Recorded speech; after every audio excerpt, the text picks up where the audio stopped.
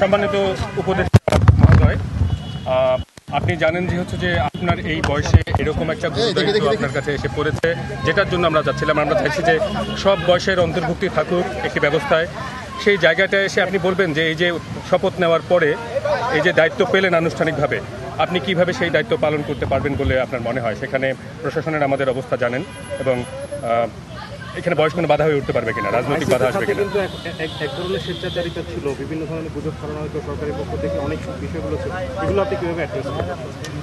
দেখুন, আমাদের যেই অগণতান্ত্রিক এবং স্বৈরাচারী একটি রাজনৈতিক ব্যবস্থা ছিল এতগুলো বছর ধরে, এখানে আমাদের বড় বড় রাজনৈতিক দলগুলোও কিন্তু সেই স্বৈরাচারী ব্যবস্থার মোকাবেলা করতে ব্যর্থ হয়েছে। সেই জায়গায় ছাত্রদের নেতৃত্বেই কিন্তু এই অভ্যুত্থানটি সংগঠিত হয়েছে। ছাত্রদের উপর আস্থা রেখে জনগণ রাস্তায় নেমে এসেছে। ছাত্ররা যখন সরকারে এসেছে এবং রাষ্ট্রের সংস্কারের জন্য কথা বলছে, আমরা মনে করি জনগণও সেই জায়গা থেকে এই তরুণ ছাত্রদের উপরে আস্থা রাখবেন।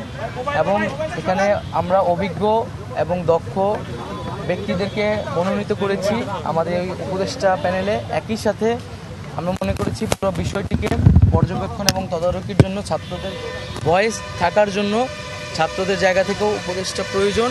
সেই জায়গা থেকেই আমরা দুইজন ছাত্র প্রতিনিধি এই উপদেষ্টা প্যানেলে রয়েছি, এবং পাশাপাশি আরও আমাদের ছাত্র প্রতিনিধিরা অন্যান্য উপদেষ্টাদের সাথে সহকারী হিসেবে সামনের দিনে কাজ করার সুযোগ থাকবে। নানা রকম চ্যালেঞ্জ আসতে পারে সামনে, তো সেই ব্যাপারে শিক্ষার্থীদের মধ্যে যাতে কোনো ধরনের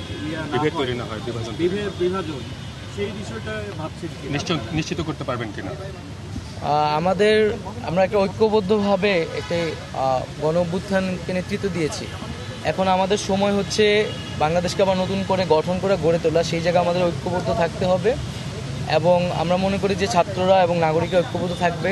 বাংলাদেশের সিস্টেম ভেঙে পড়েছে অনেকখানি, সেটাকে গড়ে তোলা সম্ভব যদি প্রশাসনের সাথে নাগরিক বা সিভিলিয়ান যারা ছাত্র নাগরিক তারা যাতে সমান্তরালে যদি একসাথে কাজ করে, সেটা আইন শৃঙ্খলা থেকে শুরু করে সর্বক্ষেত্রে, তাহলে খুব দ্রুত সময়ের মধ্যে আমাদের যে চ্যালেঞ্জগুলো বা যে সমস্যাগুলো আমরা দেখছি সেগুলো মোকাবেলা করে উতরে ওঠা সম্ভব। কথা বললেন যে মন্ত্রণালয়গুলোতে আপনাদের ছাত্রদের সম্পৃক্ততা থাকবে, এটা কিভাবে সম্ভব হবে?